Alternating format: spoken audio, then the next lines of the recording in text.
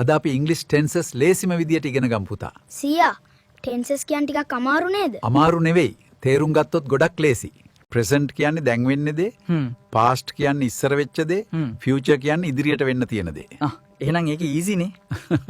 I eat rice make a present. I ate rice make a past. I will eat rice make a future. අනේ සියා දැන් මට තේරෙනවා. ඇත්තටම මට දැන් මේක හොඳටම පැහැදිලි. I eat rice as present, I ate rice as past, I will eat rice as future. Oh, grandfather, thank you so much because now I finally understand everything perfectly. ඔයාට පුළුවන් පුතා ඉගෙන ගන්න එක කවදාවත් නවත්තන්න එපා. තෑන්ක් යු සීයා. මේක ගොඩක් ලේසි කරලා දුන්නා. ඔයාලට ගොඩක් ස්තුතියි මේ උපදෙස් වලට සහ මට උදව් කරපු විදිහට. අද අපි ඉගෙන ගන්නේ ටෙන්සස් කියන වැදගත් පාඩමක්. සියා ටෙන්ස් කියන්නේ මොකද්ද? ටෙන්ස් කියන්නේ ක්‍රියාවක් සිද්ධ වෙන්නේ කාලයද දැන් ඉස්සර නැත්නම් අනාගතයේද කියලා කියන එක. මම කියනවා I eat rice. නමුත් he eats rice. he she it වලට s එකක් යනවා. හරි. මම දැන් උගන්වනවා. I am teaching. ඔයා අහනවා. You are listening. ඒ කියන්නේ am is are verb ing නේද? ඔව් හරිම හරි.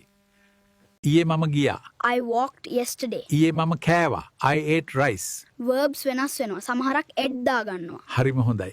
හෙටට මම උගන්වන්නම්. I will teach. ඔයා ඉගෙන ගන්නවා. You will learn. එහෙනම් will plus verb. දවසින් දවස ප්‍රැක්ටිස් කරාම ඉංග්‍රීසි ලේසි වෙයි පුතා. ස්තුතියි සීයා ඔබ තමයි මගේ හොඳම ගුරුවරයා. ඔබට මම කොහොම ස්තුති කරන්නද කියලා හිතා ගන්න බෑ මගේ. I walked yesterday, I ate rice. Verbs change. Some of them add ed. Very good.